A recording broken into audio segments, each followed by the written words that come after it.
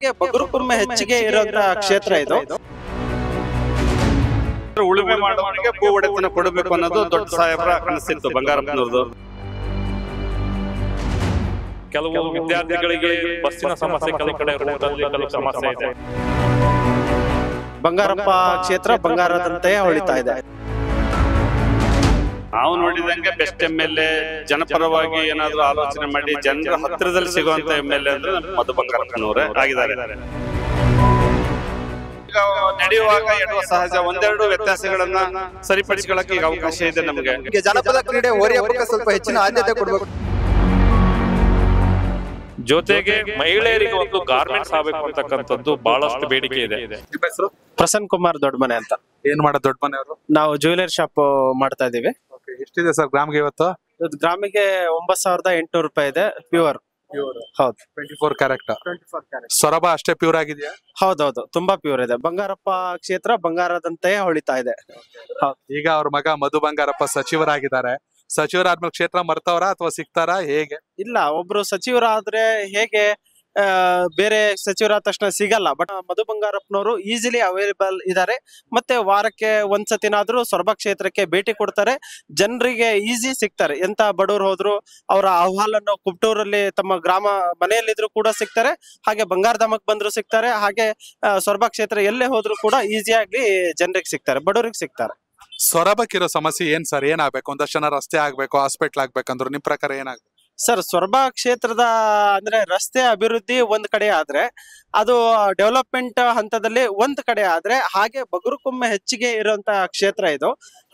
ಸಾರ್ವಜನಿಕರು ಜನರು ಏನು ನೆಮ್ಮದಿಯಾಗಿ ಬದುಕ್ತಾ ಇದ್ದಾರೆ.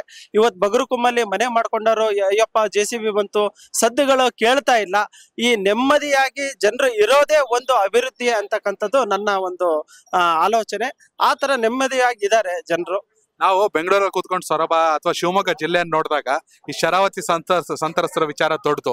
ಅವ್ರಿಗೆಲ್ಲ ಹಕ್ಕುಪತ್ರ ಕೊಡೋ ಕೆಲಸ ಆಗ್ತಿದೆ ಅಂತ ಕೇಳ್ಪಟ್ವಿ, ನಿಜಾನ? ಹೌದು.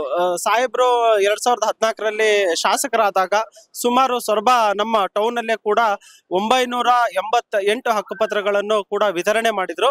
ತದನಂತರದಲ್ಲಿ ಶಾಸಕರು ಸೋತ್ರು. ಅದಾದ್ಮೇಲೆ ಮತ್ತೆ ಬಂದವರು ಅದನ್ನ ಹಾಗೆ ಪೆಂಡಿಂಗ್ ಅಲ್ಲಿ ಇಟ್ಟಿದ್ರು.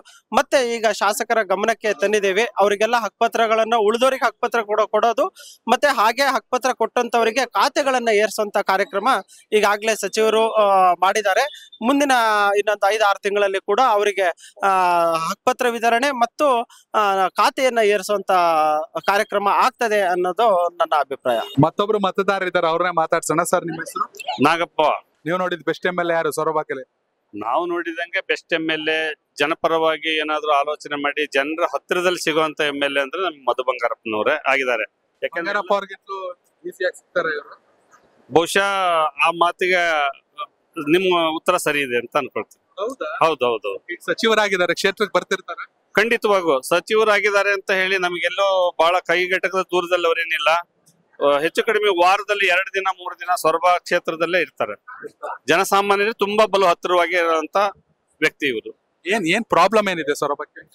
ಸರ್, ಸೊರಬ ಮಲೆನಾಡು ಪ್ರದೇಶ ಅನ್ನೋದಕ್ಕಿಂತ ಬಗರುಕುಂ ಜಾಸ್ತಿ ಡಿಪೆಂಡ್ ಆಗಿರುವಂತ ಜನಗಳೇ ಜಾಸ್ತಿ ಇದ್ದಾರೆ ಇಲ್ಲಿ. ಅವರಿಗೆಲ್ಲ ಬಗರುಕುಂ ಮಂಜೂರಾತಿಯಾಗಿ ಒಂದು ಆಸ್ತಿ ಒಡೆಯರಾಗಿ ಮಾಡ್ಬೇಕು ಎಲ್ಲರನ್ನು ಅಂತಕ್ಕಂಥದ್ದನ್ನ, ಅಂದ್ರೆ ಉಳುಮೆ ಮಾಡೋವರಿಗೆ ಭೂ ಒಡೆತನ ಕೊಡಬೇಕು ಅನ್ನೋದು ದೊಡ್ಡ ಸಾಹೇಬರ ಕನಸಿತ್ತು ಬಂಗಾರಪ್ಪನವ್ರದ್ದು. ಅದನ್ನ ಇವರು ಚಾಚು ತಪ್ಪದೆ ಮಾಡೋದ್ರಲ್ಲಿ ತುಂಬಾ ಪ್ರಯತ್ನದಲ್ಲಿದ್ದಾರೆ. ಹಕ್ಕುಪತ್ರ ಎಲ್ಲ ಕೊಡ್ತಿದಾರ? ಈ ಹಿಂದೆ MLA ಆದಾಗ ಕೊಡ್ಸಿದ್ರು ಒಂದಷ್ಟು ಜನಕ್ಕೆ ಅಂತ ಕೇಳಿದ್ವಿ.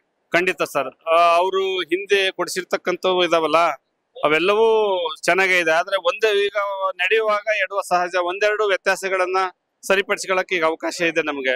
ಕಣ್ಣಿ ಕಾಣದೆ ಆಗಿರ್ತಕ್ಕಂಥ ಒಂದೆರಡು ವ್ಯತ್ಯಾಸಗಳು ಅಂತಂದ್ರೆ ಗೊತ್ತಿದೆ ತಮಗೇನು ಅಂತವನ್ನ ರದ್ದು ಮಾಡಿ ನಿಜವಾದ ಫಲಾನುಭವಿಗಳಿಗೆ ಕೊಡೋದು ಈಗ ತುಂಬಾ ಕೇರ್ ಆಗಿ ಕೆಲಸ ಮಾಡ್ಕೊಂಡು ಹೋಗ್ತಿದ್ದಾರೆ. ಬೇರೆ ಏನಾದ್ರು ಕಂಪ್ಲೇಂಟ್ ಸೊರಬದಲ್ಲಿ? ಸರ್, ಕಂಪ್ಲೇಂಟ್ ಸರ್, ಹಾಸ್ಪಿಟ್ಲು ಚೆನ್ನಾಗಿ ನಡೀತಾ ಇದೆ. ಬಟ್ ಆ ವೈದ್ಯರು ಇನ್ನೂ ಸ್ವಲ್ಪ ಬೇಕು ಅಂತ ಹೇಳಿ ಸಾರ್ವಜನಿಕರ ಇದಿದೆ. ಈಗ ಸರ್ಕಾರನೇ ನೇಮಕಾತಿ ಮಾಡ್ಕೊಳ್ತಾ ಇಲ್ಲ ವೈದ್ಯರನ್ನ. ಒಂದು. ಎರಡನೇದು, ವಿದ್ಯಾರ್ಥಿಗಳಿಗೆ ಹಾಸ್ಟೆಲ್ ಸಮಸ್ಯೆ ಅಂತೂ ಇಲ್ಲಿ ನಮ್ಮ ತಾಲೂಕಿನಲ್ಲಿ ಸ್ವಲ್ಪ ಇತ್ತು. OBC ಹಾಸ್ಟೆಲ್ ವ್ಯವಸ್ಥೆ ಇತ್ತು. ಈ ಬಾರಿ 5 ಹಾಸ್ಟೆಲ್ಗಳನ್ನ ತಂದಿದ್ದಾರೆ OBC ಹಾಸ್ಟೆಲ್ ಜಿಲ್ಲೆಗೆ. ಸೊ ಹಾಗಾಗಿ ಸೊರಬಕ್ಕೊಂದು, ಆನವಟ್ಟಿಗೊಂದು 2 ಸಿಗ್ತದೆ ಅಂತ ಹೇಳಿ ನಾವು ನಿರೀಕ್ಷೆ ಮಾಡಿದ್ವಿ. ವಿದ್ಯಾರ್ಥಿಗಳಿಗೂ ಆ ಸಮಸ್ಯೆ ನೀಗ್ತದೆ ಅಂತ ಅನ್ಕೊಂಡಿದ್ದೆ. ನಿಮ್ಮ ಹೆಸರು? ಸಂತೋಷ್ ಅಂತ ಹೇಳಿ. ಏನ್ ಮಾಡೋದು ಸಂತೋಷ್ ಅವರು? ನಾನು ಊರಲ್ಲಿ ಎಲೆಕ್ಟ್ರಿಕಲ್ ಮಾಡ್ತೀನಿ. ಸೊರಬದಲ್ಲಿ ಸಂತೋಷವಾಗಿದ್ದಾರೆ? ಹಾ, ಸಂತೋಷ ಆಗಿದೆ ಸರ್. ಸೊರಬದಲ್ಲಿ ಏನೋ ಪ್ರಾಬ್ಲಮ್ ಇದೆ? ಹಾ, ಪ್ರಾಬ್ಲಮ್ ಏನಿಲ್ಲ ಸರ್. ನಾವು ಸಂತೋಷವಾಗಿದೀವಿ ಅಂದ್ರೆ ಮೊದಲಣ್ಣ ಒಬ್ಬರೇ ಕಾರಣ. ಅದಕ್ಕೆ ಏನ್ ಆಗ್ಬೇಕು ಸೊರಬಕ್ಕೆ? ಸೊರಬದಲ್ಲಿ ಎಲ್ಲ ಉತ್ತಮವಾಗಿ ಆಗ್ತಾ ಇದೆ ಸರ್. ಮಧು ಬಂಗಾರಪ್ಪ ಬಂದ್ಮೇಲೆ ಇನ್ನೇನು ಸರ್, ನಮಗೆ ಜನಪದ ಕ್ರೀಡೆ ಹೋರಿ ಹಬ್ಬಕ್ಕೆ ಸ್ವಲ್ಪ ಹೆಚ್ಚಿನ ಆದ್ಯತೆ ಕೊಡ್ಬೇಕು ಮಧು ಬಂಗಾರಪ್ಪ ಅಂತ ನನ್ನ ಪರವಾಗಿ. ಹಾ, ಹೋರಿ ಹಬ್ಬಕ್ಕೆ ಒಂದು ಆದ್ಯತೆ ಕೊಡ್ಬೇಕು ಸರ್. ನಿಮ್ಮ ಹೆಸರು? ನನ್ನ ಹೆಸರು ಪರಶುರಾಮಪ್ಪ ಸಣ್ಣಬೈಲ್ ಅಂತೇಳಿ. ಏನು ಸರ್ ವ್ಯವಸಾಯ? ನಮ್ದು ವ್ಯವಸಾಯನೇ. ಅಡಿಕೆ ಜೊತೆಗೆ ಏನೇನು ಬೆಳಿತೀರಾ ಇಲ್ಲಿ? ಅಡಿಕೆ, ಒಂದ್ ಸ್ವಲ್ಪ ಪೈನಾಪಲ್ ಇದೆ, ಸ್ವಲ್ಪ ಬಾಳೆನೂ ಕೂಡ ಹಾಕಿದೀನಿ. ಏನ್ ಮುಖ್ಯವಾಗಿ ಏನ್ ಸಮಸ್ಯೆ ಇದೆ ಸೊರಬದಲ್ಲಿ?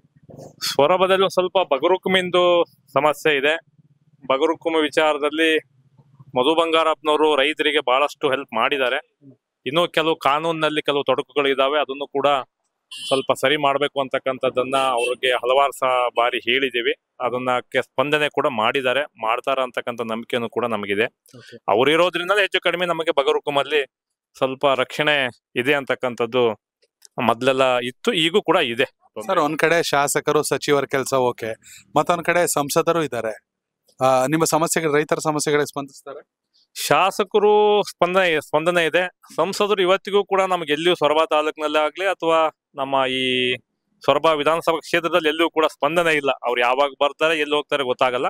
ಶಾಸಕರು ಮಾತ್ರ ಸಾಮಾನ್ಯವಾಗಿ ಸೊರಬಕ್ಕೆ ಬಂದಾಗ ಎಲ್ಲಾ ಸಾರ್ವಜನಿಕರ ಜೊತೆಗೂ ಕೂಡ ಸ್ಪಂದನೆ ಚೆನ್ನಾಗಿದೆ, ಒಳ್ಳೆ ಸ್ಪಂದನೆ ಇದೆ ಅವ್ರದ್ದು.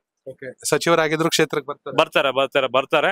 ಬಂದಾಗ ಒಂದ್ ಸ್ವಲ್ಪ ಕುಮಟೂರು ಅವರ ಸ್ವಗ್ರಾಮದಲ್ಲಿ ಮನೆಯಲ್ಲಿ ಇರ್ತಾರೆ. ಆದ್ರೆ ಈ ಕಡೆ ಭಾಗದ ಜನಗಳು ಅಲ್ಲಿ ಹೋಗೋದು ಒಂದ್ ಸ್ವಲ್ಪ ಸಮಸ್ಯೆ ಆಗತ್ತೆ. ಆದ್ರೆ ಅವರಲ್ಲಿ ಒಂದು ಸರ್ ಕುಮಟೂರು ಸೊರಬ ಇಲ್ಲಿಂದ ಒಂದು 30 ಕಿಲೋಮೀಟರ್ ಆಗತ್ತೆ. ಈ ಕಡೆ ಭಾಗದಿಂದ ಆ ಕಡೆ ಕೆಲವರೆಲ್ಲ ಅವ್ರನ್ನ ಕಾಣ್ಬೇಕು ಅಂತ ಹೋದಾಗ ಒಂದ್ ಸ್ವಲ್ಪ ದೂರ ಆಗತ್ತೆ. ಕೆಲವರಿಗೆ ವೆಹಿಕಲ್ ಇರತ್ತೆ, ಕೆಲವರು ವೆಹಿಕಲ್ ಇರಲ್ಲ. ಸೊರಬದಲ್ಲಿ ಶಾಸಕರ ಅಥವಾ ಸಚಿವರ ಕಚೇರಿ ಅಂತ ಇದೆ, ಆದ್ರೆ ಕೆಲವು ಸಂದರ್ಭದಲ್ಲಿ ಬರ್ತಾರೆ, ಕಚೇರಿಗೂ ಕೂಡ ಬರ್ತಾರೆ.